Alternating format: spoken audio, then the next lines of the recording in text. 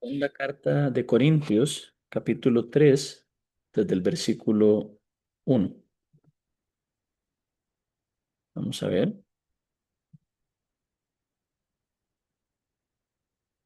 Segunda de Corintios 3:1 dice así: ¿Comenzamos otra vez a recomendarnos a nosotros mismos o tenemos necesidad, como algunos, de cartas de recomendación para vosotros o de recomendación de vosotros? Nuestras cartas sois vosotros, escritas en nuestros corazones, conocidas y leídas por todos los hombres, siendo manifiesto que sois carta de Cristo expedida por nosotros, escrita no con tinta, sino con el Espíritu de Dios vivo, no en tablas de piedra, sino en tablas de carne del corazón. Y tal confianza tenemos mediante Cristo para con Dios, no que seamos competentes por nosotros mismos para pensar algo de nosotros mismos, sino que nuestra competencia proviene de Dios, el cual asimismo nos hizo ministros competentes de un nuevo pacto, no de letra, sino del Espíritu, porque la letra mata, mas el Espíritu vivifica. Y si el ministerio de muerte fue grabado con letras en piedra, si el ministerio de muerte grabado con letras en piedra fue con gloria, tanto que los hijos de Israel no pudieron fijar la vista en el rostro de Moisés a causa de la gloria de su rostro, la cual había de perecer, ¿cómo no será más bien con gloria el ministerio del Espíritu? Porque si el ministerio de condenación fue con gloria, mucho más abundará en gloria el ministerio de justificación. Porque aun lo que fue glorioso no es glorioso en este respecto en comparación con la gloria más eminente. Porque si lo que perece tuvo gloria, mucho más glorioso será lo que permanece. Así que teniendo tal esperanza, usamos de mucha franqueza, y no como Moisés, que ponía un velo sobre su rostro para que los hijos de Israel no fijaran la vista en el fin de aquello que había de ser abolido.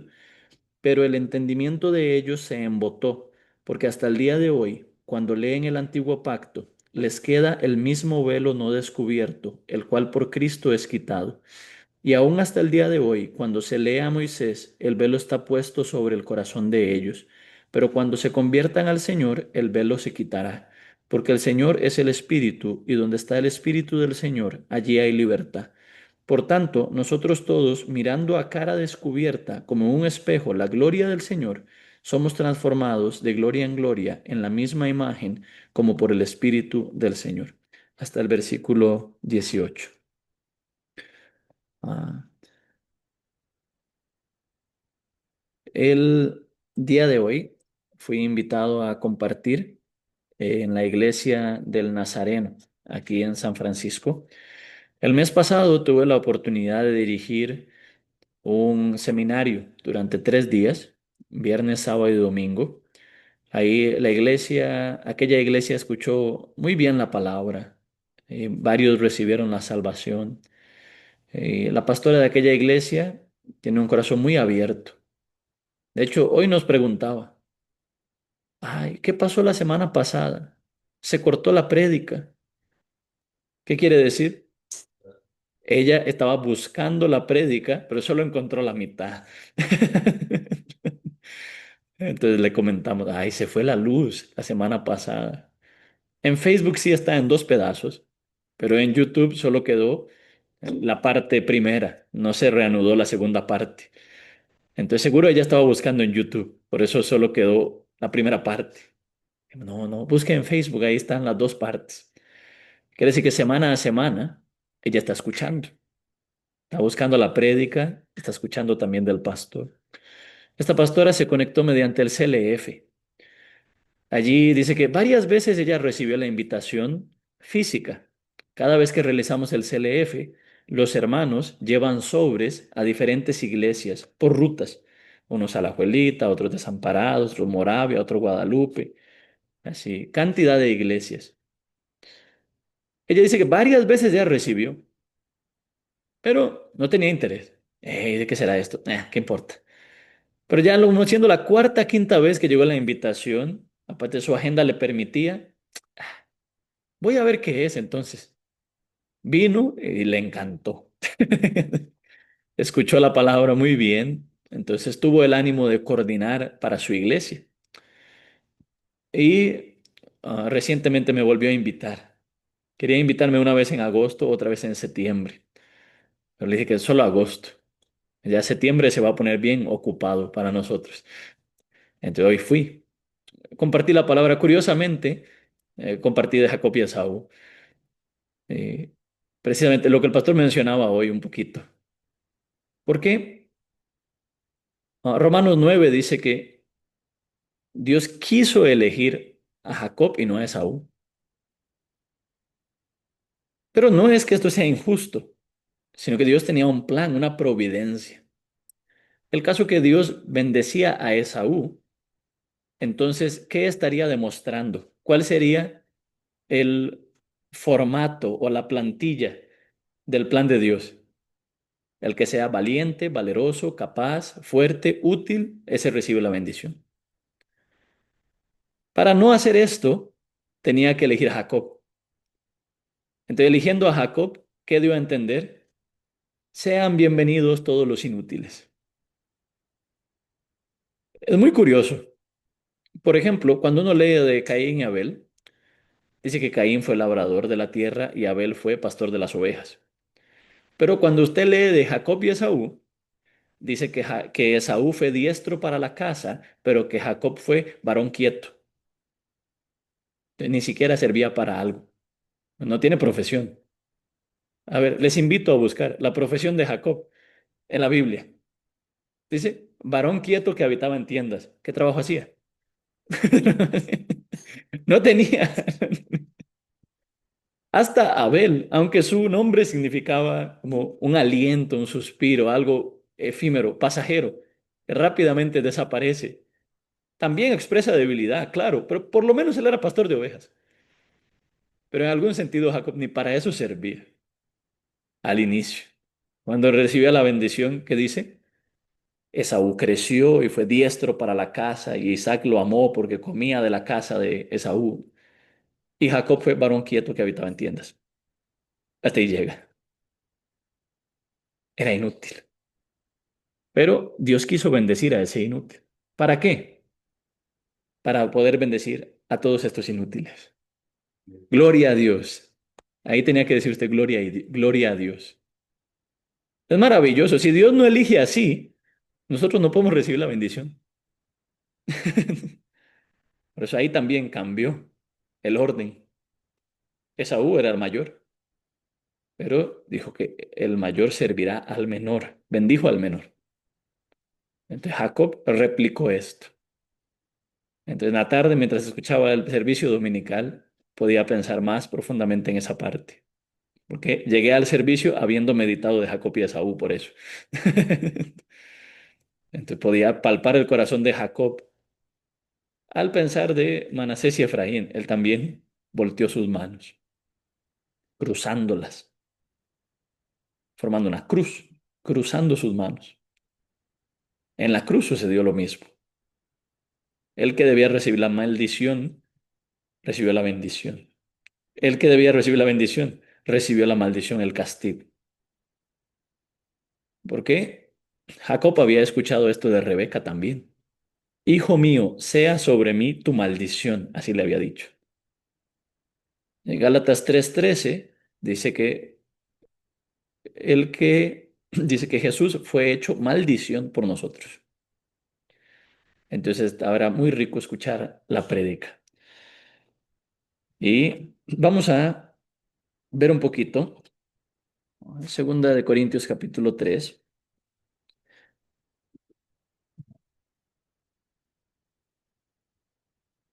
Vamos a ver, primeramente del versículo 1 al 6. Dice, ¿comenzamos otra vez a recomendarnos a nosotros mismos o tenemos necesidad, como algunos, de cartas de recomendación para vosotros o de recomendación de nosotros? Ya, ¿qué era lo que sucedía en esta carta? ¿O qué estaba pasando en la iglesia de Corinto? Cuando nosotros vemos la primera carta de Corintios, podemos ver que había diferentes problemas dentro de la iglesia, pero problemas muy graves y muy serios. Pero la segunda carta es como una especie de repechaje. La mayoría de problemas se pudieron ordenar con la primera carta, pero queda un poco de rechazo o negación en la segunda todavía. ¿Me comprenden? Las personas que no se arrepintieron con la primera carta, ya, necesitaban la segunda carta. Entonces algunos no reconocían el liderazgo de Pablo. Y había otros predicadores que se veían como, no sé cómo expresarlo, se veían mejor o exponían mejor o les eran más agradables en algún sentido humano. A veces los hermanos también hacen eso. Ay, tal predicador me gusta porque grita menos, tal me gusta porque grita más, tal me gusta porque no explica tan difícil, tal me gusta porque explica muy profundo. Así cada uno también en su corazón tiene esa clase de diferencia. No hay mucho problema en tener un punto de vista. ¿Cuándo se vuelve un problema?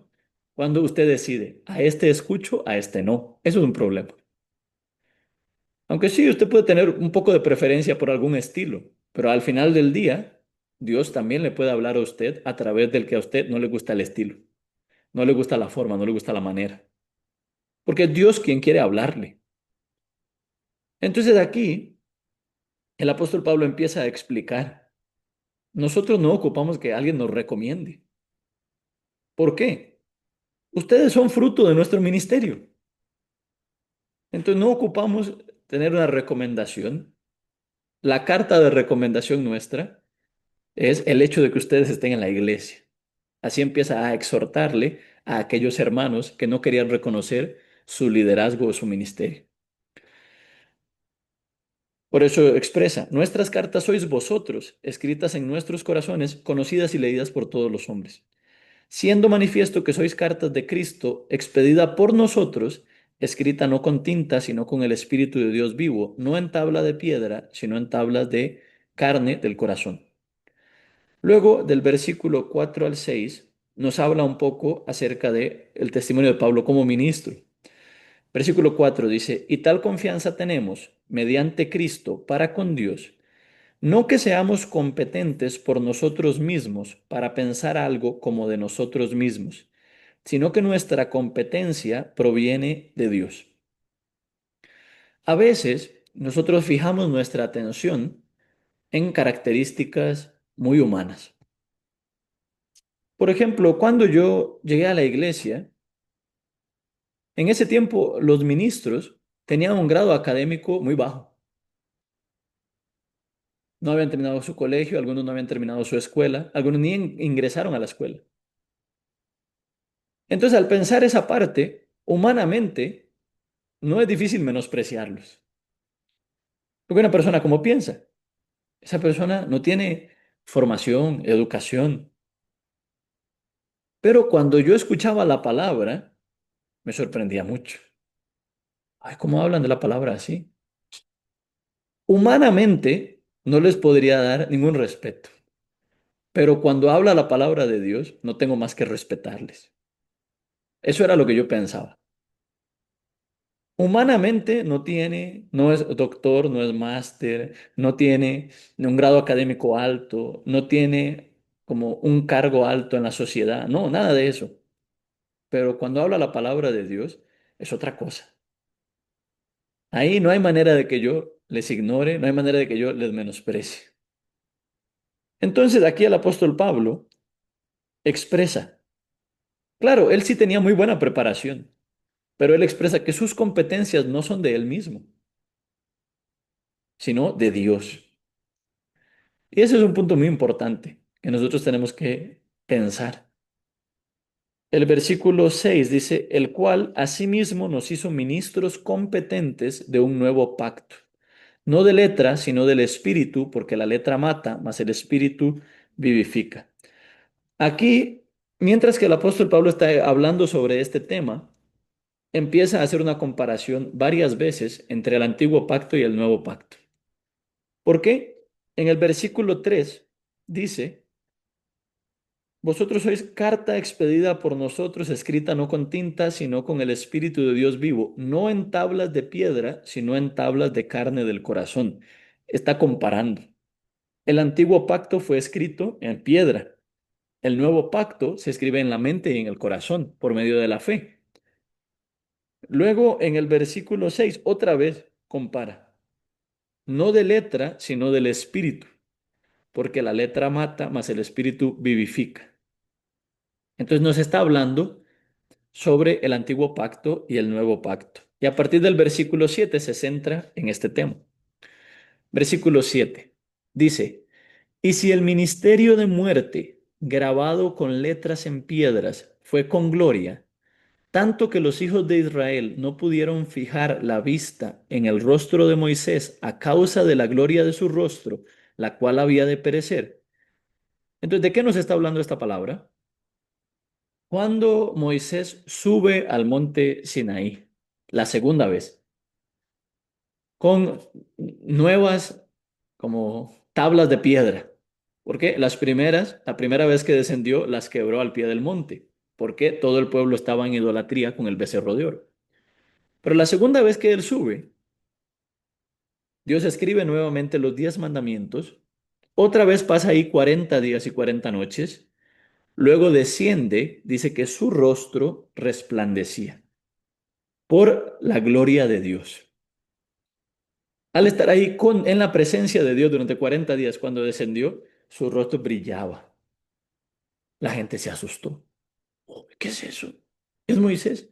¿Pero qué es ese brillo que sale de su cara? ¡Wow! Y cuando le empezó a explicar sobre la ley, sobre los mandamientos, ellos fijaban en qué cosa? Su rostro resplandeciente, con mucho temor. Uy, viene de hablar con Dios, qué miedo. Entonces, Moisés, para que los israelitas se acercaran sin temor, empezó a cubrirse con un velo. Después de hablar con Dios, descender con un velo, para que las personas no fijaran su vista en lo que resplandecía su rostro. Al leer sobre esta palabra, me llamó mucho la atención. El versículo 7 dice, el ministerio de muerte, grabado con letras en piedras, fue con gloria.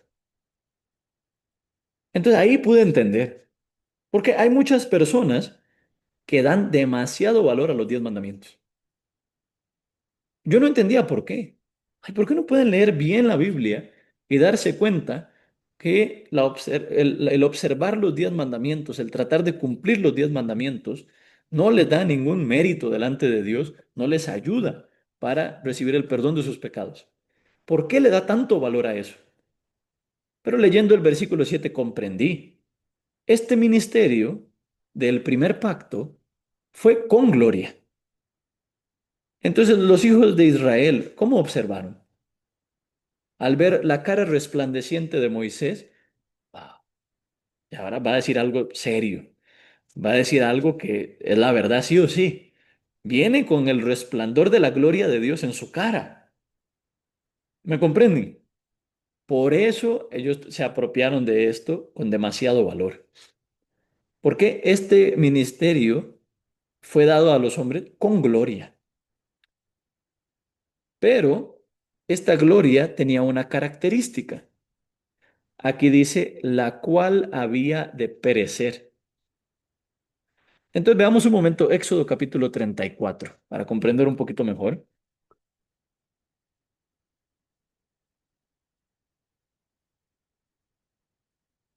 Éxodo capítulo 34 desde el versículo 27. Dice así, y Jehová dijo a Moisés, escribe tú estas palabras, porque conforme a estas palabras me he hecho pacto contigo y con Israel. Y él estuvo allí con Jehová 40 días y 40 noches. No comió pan ni bebió agua. Y escribió en tablas las palabras del pacto, los 10 mandamientos. Y aconteció que descendió Moisés del monte Sinaí con las 2 tablas del testimonio en su mano. Al descender del monte, no sabía Moisés que la piel de su rostro resplandecía después que hubo hablado con Dios.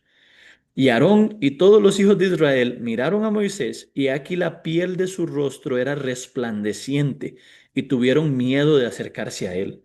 Entonces Moisés los llamó, y Aarón y todos los príncipes de la congregación volvieron a él, y Moisés les habló.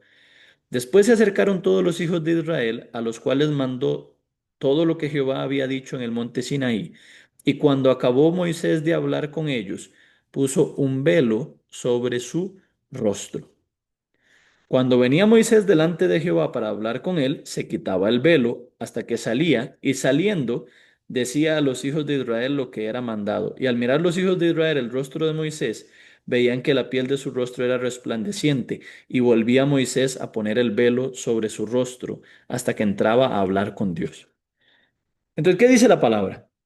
Ya, Moisés subía, hablaba con Dios, descendía con el rostro resplandeciente, entonces ponía su velo y hablaba con los israelitas y luego para volver a subir con Dios volvía a quitarlo. Entonces, cuando los israelitas vieron esto, vieron el antiguo pacto con gloria, resplandeciente. La ley de Dios, ¿no?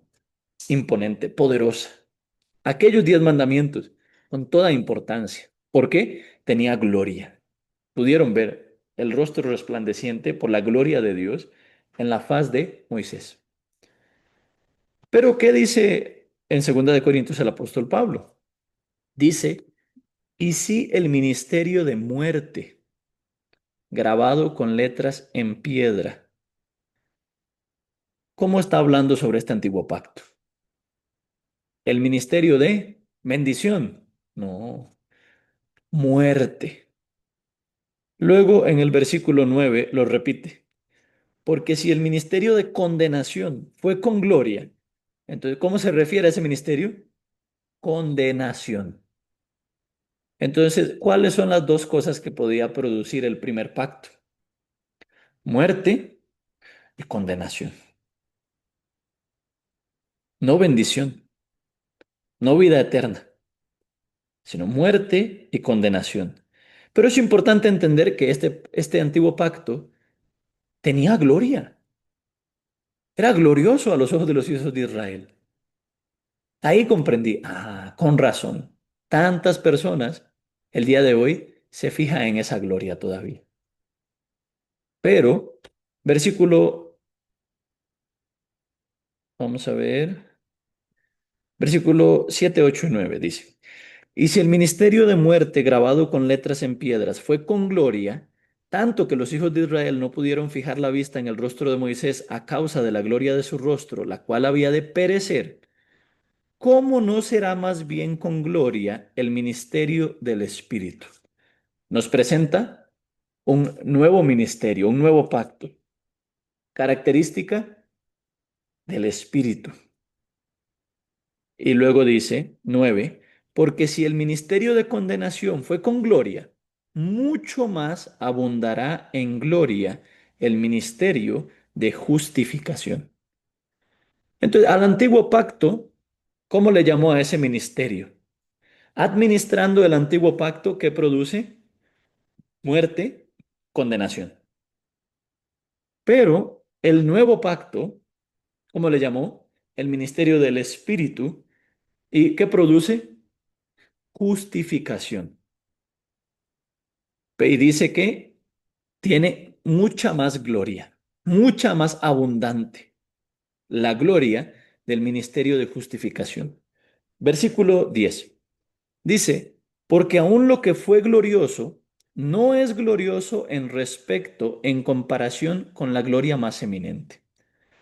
Entonces, a la par de la gloria de este ministerio de justificación, la gloria del antiguo pacto, ¿cómo es?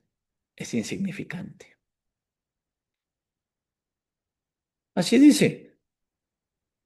Dice, no es glorioso en respecto, en comparación con la gloria más eminente. La gloria más eminente pertenece al ministerio de la justificación. El ministerio de la muerte, de la condenación, si bien fue con gloria, es una gloria que ha de perecer y no es una gloria más sobresaliente, sino inferior con respecto al nuevo pacto. Versículo 11 dice, porque si lo que perece tuvo gloria, mucho más glorioso será lo que permanece. Entonces, ¿cómo habla del antiguo pacto, del ministerio de la muerte y la condenación? Como un pacto que perece. Pero ¿cómo habla del ministerio de la justificación? Como un pacto que permanece. Uno perece, otro permanece. Suena parecido, pero es completamente diferente. Uno perece, muere, se acaba, termina. Otro permanece, perdura, es eterno. ¿Cuál sería más glorioso? Mucho más eminente la gloria del ministerio de la justificación.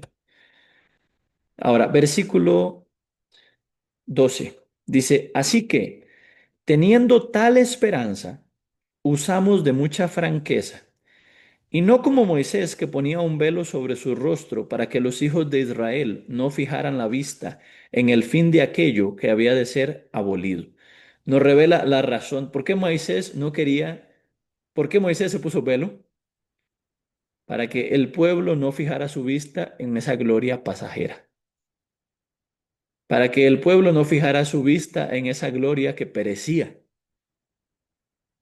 para que el pueblo no fijara su vista en esa gloria que no era la principal. Sí, indiscutiblemente tenía gloria, pero no era la principal gloria, no era la gloria más eminente, una gloria pasajera. ¿Por qué? Eventualmente el rostro de Moisés dejaba de resplandecer. Para que no fijen su vista en esa gloria, se ponía el velo. Y aquí usa una expresión que a mí me llamó muchísimo la atención. Dice, y no como Moisés que ponía un velo sobre su rostro para que los hijos de Israel no fijaran la vista en el fin de aquello que había de ser abolido. Abolido. ¿Conocen la palabra, el verbo abolir? No es un verbo que se use con tanta frecuencia. ¿Y por qué lo conocen? Porque son costarricenses. Costa Rica abolió una cosa, ¿o no? ¿Qué abolió? El ejército. Todos lo saben. Cada año hay un feriado al respecto. Entonces el verbo abolir, ¿por qué lo sabemos? Porque en 1948 Costa Rica dijo que ya no iba a tener más ejército. Y es muy curioso, ¿por qué? Ya cuando Costa Rica dice que va a abolir el ejército, ¿qué significa? Debe deshacerse de todo lo relacionado al ejército. No soldados, no armamento, no arma, todo lo que tiene que ver con la milicia. Ya se deshace de todo. Y luego incluso toma algunas precauciones. A mí un día me llamó mucho la atención. ¿Saben cuándo los diferentes colegios se preparan para desfilar el 15 de septiembre? Hay un reglamento. Su uniforme no puede ser siquiera similar a un uniforme militar. ¿Por qué? Una vez que Costa Rica decide abolir el ejército, toma precauciones de no regresar a él, de no permitir ninguna expresión que aliente a devolverse a la idea de tener un ejército. Por eso hasta controla. Aquellos que van a marchar no puede llevar una ropa que sea alusiva al militar. ¿Por qué? Nosotros no tenemos ejército, está abolido. ¿Por qué esto es interesante? Porque es la misma expresión que el apóstol Pablo usa para referirse al antiguo pacto. ¿Qué quiere decir? Que no solo pone fin al antiguo pacto, sino que también Dios toma prevenciones para no regresar a él. Es algo fascinante. El nuevo pacto es diferente. ¿Para qué? Para que no se parezca en ninguna medida al antiguo pacto. Así como Costa Rica no quiere regresar a tener ejército o hacer algo que sea alusivo al ejército. Entonces, toma sus precauciones, toma su reglamento. Entonces, aquí en la Biblia nos dice, ese antiguo pacto que tenía una gloria que perece, iba a ser abolido. 14. Pero el entendimiento de ellos se embotó. Aquí este es el problema. ¿Qué dice? Aunque Dios fue tan claro de poner fin a ese ministerio de muerte y de condenación, establecer un ministerio con una gloria mucho más eminente del espíritu de la justificación, dice, el entendimiento de ellos se embotó. Cuando yo leí esto por primera vez me causó mucha gracia. Yo no creí que el verbo embotar iba a estar en la Biblia. Me sonaba, no sé, un poquito pachuco o corriente, pero no, ahí sale. El entendimiento de ellos se embotó. ¿Qué quiere decir? Debería entender, pero no entiende. No puede procesar bien este cambio. ¿Pero por qué? Aquí dice, porque hasta el día de hoy, cuando leen el antiguo pacto, les queda el mismo velo no descubierto, el cual por Cristo es quitado. Cuando nosotros anunciamos el Evangelio, nos encontramos a muchas personas. La mayoría de personas tiene su marco de pensamiento, sus ideas preconcebidas. Hay que esforzarse, hay que tratar, hay que empeñarse, hay que ser diligente, hay que ser fiel, hay que ser obediente, hay que cumplir, hay que respetar. Siempre tiene ese marco de pensamiento. Entonces, cuando toma la Biblia, ¿cómo lee? Hay que hacer, hay que no hacer, hay que hacer, hay que no hacer. Como ya tiene este marco de pensamiento, entonces al leer no puede ver la gracia, la justificación. Póngase un momento, antes de recibir la salvación, póngase a pensar un momento. Antes de recibir la salvación, ¿alguna vez usted leyó la palabra justificación en la Biblia? Yo nunca. Antes de recibir la salvación, es como que esa palabra no existiera en la Biblia. Usted lee, lee, lee, lee, no importa que haya leído hebreo, romano, lo que sea. Nunca se veía claro la salvación. ¿Por qué? Había un velo. Ese velo solo le permitía leer, haga, no haga, intente, no intente, trate, esfuércese más. Todo lo que usted leía en la Biblia se leía así, con un entendimiento embotado. Solo podía seguir leyendo lo mismo. Ay, tengo que esforzarme más, tengo que tratar más. Quizá Dios me acepte, quizá Dios me reciba, si me esfuerzo un poquito más, si peco un poquito menos. Pero no se podía leer lo que realmente dice la Biblia. Y esta palabra me emocionaba mucho. Dice que ese velo por Cristo es quitado. Piense cuando usted recibió la salvación. Jesucristo arrancó ese velo. De repente usted empezó a ver, es verdad. Eso dice la palabra de Dios. De verdad dice que soy justo. De verdad dice que Dios me perdonó. De verdad dice que no tengo más pecado. ¿Qué es esto? Pero yo ya había leído esto. A mí me ha pasado muchas veces, aún con pastores. Después de que ese velo es quitado, hasta un versículo que sabían de memoria es diferente. Por ejemplo, San Juan 3:16. Es un versículo ampliamente conocido en la comunidad cristiana, memorizado por el 99.9% de los pastores. Porque de tal manera amó Dios al mundo que ha dado su Hijo unigénito para que todo aquel que en Él cree no se pierda, mas tenga vida eterna. Lo sabe de memoria, lo puede recitar, pero cuando el velo es quitado, finalmente lo entiende. Ahí estaba la vida eterna. ¿Cómo no lo vi? ¿Cómo no entendía? ¿Cómo no sabía? Porque siempre leyó con un velo. Cuando lee con un velo, aunque dice que Jesucristo quita el pecado del mundo, dice que yo tengo pecado. Cuando lee con un velo, dice que crea en Jesús y tiene vida eterna, pero dice, pero yo tengo que tratar, pero yo tengo que esforzarme, pero yo tengo que lograr, yo tengo que cumplir, tengo que alcanzar, tengo que cambiar, tengo que mejorar. Es un velo. Tomando la Biblia, aquí dice, hasta el día de hoy, cuando leen el antiguo pacto, les queda el mismo velo. Entonces, cuando lee los 10 mandamientos, ¿qué piensa? Me falta. Ay, tengo que cumplir mejor. No puede ver que ese pacto fue abolido. No puede ver que hay un nuevo pacto de la justificación. La mayoría de pastores conoce Romanos 3:23. En la mayoría de tratados evangelísticos de diferentes organizaciones aparece, por cuanto todos pecaron y están destituidos de la gloria de Dios. Ellos lo enseñan y sus congregaciones lo aprenden para salir a los parques, a las plazas y enseñarle a las personas sobre su pecado. Pero la mayoría nunca fijó su vista en el 24,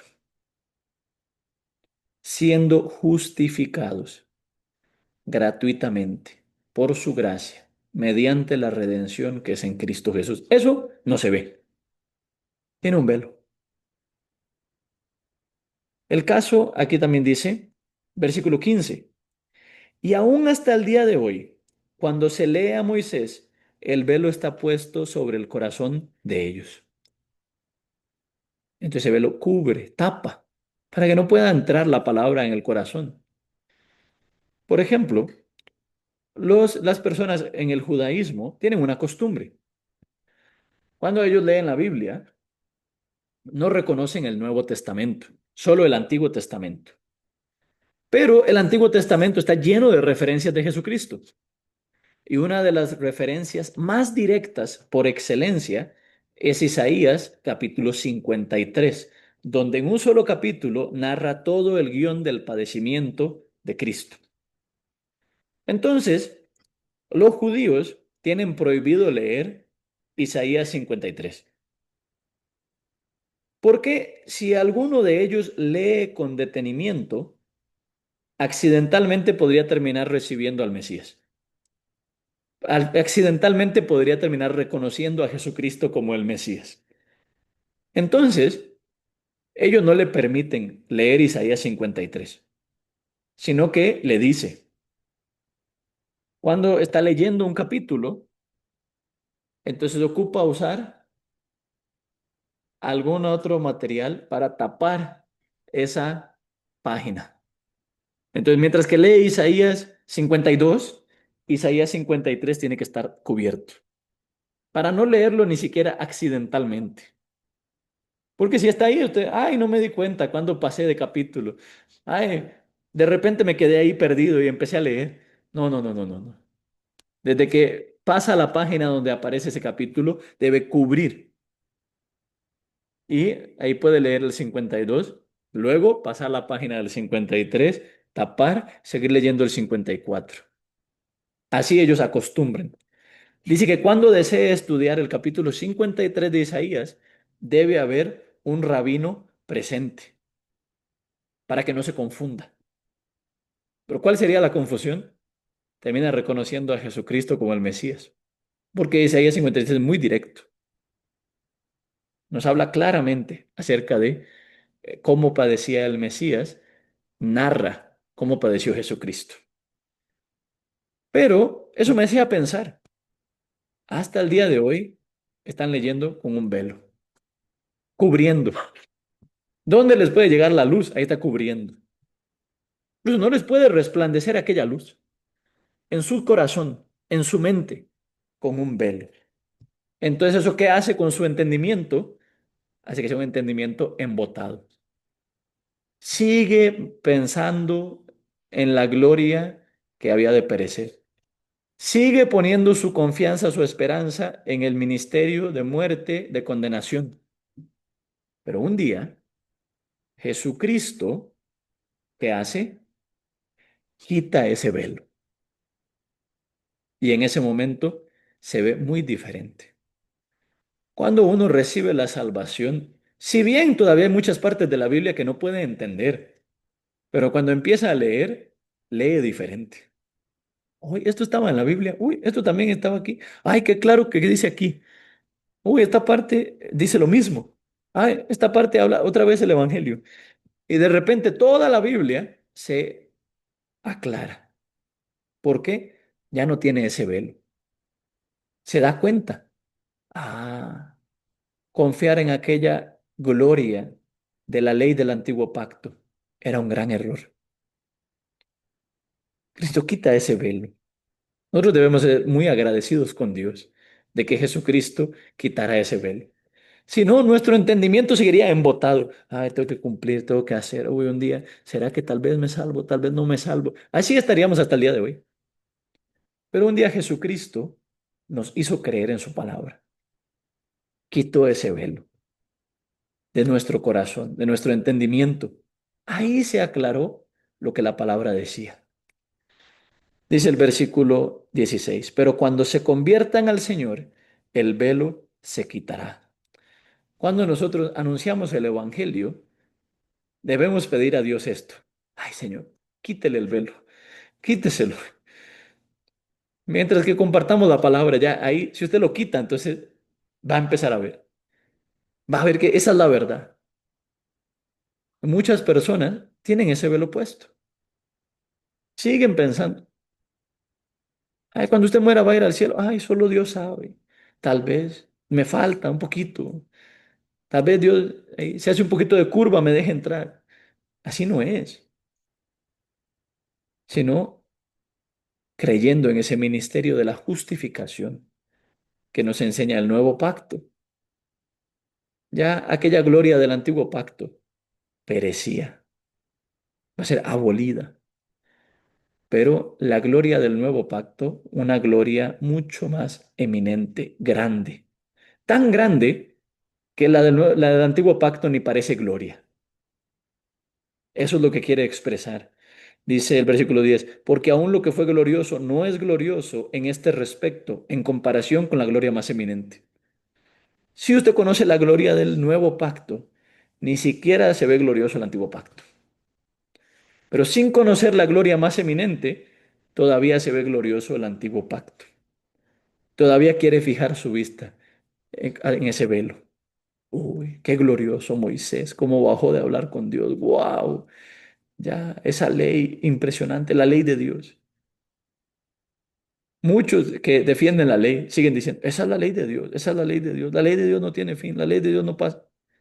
Lea su Biblia. Abolido. No usa quitado, removido, no. Un verbo más fuerte. Abolir. Ya le pone fin por completo. En Costa Rica usted puede encontrar rastros del ejército. Muy difícilmente. Una que otra estatua antigua, ni siquiera con mucha relevancia. Ah, sí, había. Cuando estudia la historia, algún presidente. Ah, sí, en ese tiempo todavía había ejército. Pero en lo actual no hay ningún registro. No hay ninguna como secuela. Exactamente se borró todo el concepto de qué era un ejército, de qué era el militar. Ni idea tenemos, porque fue abolido. Así se expresa el apóstol Pablo sobre el antiguo pacto. No va a quedar nada de eso. Esa gloria ni es gloria, para que se quite el velo de las personas y puedan ver el nuevo pacto con toda claridad. Una gloria mucho más eminente. Versículo 17 y 18 dice así, porque el Señor es el Espíritu y donde está el Espíritu del Señor, allí hay libertad. En el nuevo pacto hay libertad. Usted tenía culpa, condenación, pero cuando es quitado aquel velo, se da cuenta que Jesucristo le hizo libre. Jesucristo mismo dijo, conoceréis la verdad y la verdad os hará libres. Aquel mismo Jesús dijo que yo soy la verdad, el camino, la vida. Conociendo ese camino a través de Jesús, entonces llega la libertad al corazón. Libre de todo peso, de toda culpa, de toda condenación. Desde el corazón. ¿Por qué? Ya no está ese velo. 18. Por tanto, nosotros todos mirando a cara descubierta, como en un espejo, la gloria del Señor, somos transformados de gloria en gloria en la misma imagen como por el Espíritu del Señor. El versículo 18, ¿qué quiere decir? Ya ha quitado ese velo, viviendo en ese ministerio del Espíritu Santo, en ese ministerio de la justificación, uno a uno. El Espíritu Santo del Señor trabaja en nosotros para hacernos fructíferos, como expresaba el pastor esta mañana. Quiso hacernos fructíferos en el Evangelio. Por eso quería bendecir a Efraín. Entonces aquí también el Espíritu Santo que trabaja en nosotros dentro de ese nuevo ministerio, dentro de ese nuevo pacto, nos hace llevar muchos frutos del Evangelio. Por eso estamos muy agradecidos con Dios al pensar, al meditar sobre esta palabra. Vamos a llegar hasta acá.